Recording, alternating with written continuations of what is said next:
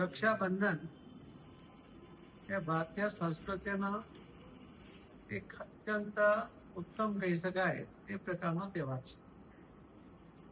સૂતરના તાતણે બંધાતો ભાઈ બહેનનો આ પ્રેમ, એની તાકાત કેટલી છે તે આખી દુનિયાએ જોઈ છે.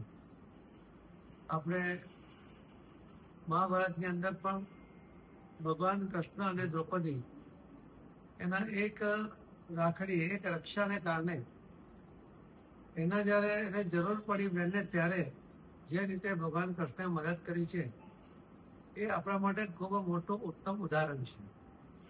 સામાન્ય જીવનની અંદર પણ બહેનોની રક્ષા કરવા માટે કેટલાય ભાઈઓએ પોતાની જીવનની પણ કુરબાની આપી દીધી છે. એવા પણ આપણા દેશમાં અનેક દાખલાઓ આપણને જોવા મળે છે. ભાઈ બહેનના આ પ્રેમને તોલે કશું જ નથી આવતું, એ પણ આપણે સૌ એનાથી વિદિત છીએ.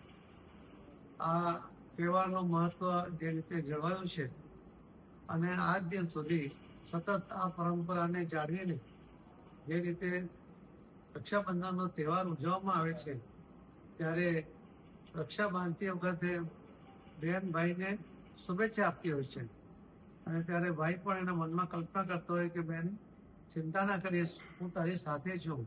એ પ્રકારનો એક નિર્ધાર, એક સંકલ્પ એના મનમાં એ કરતો હોય છે.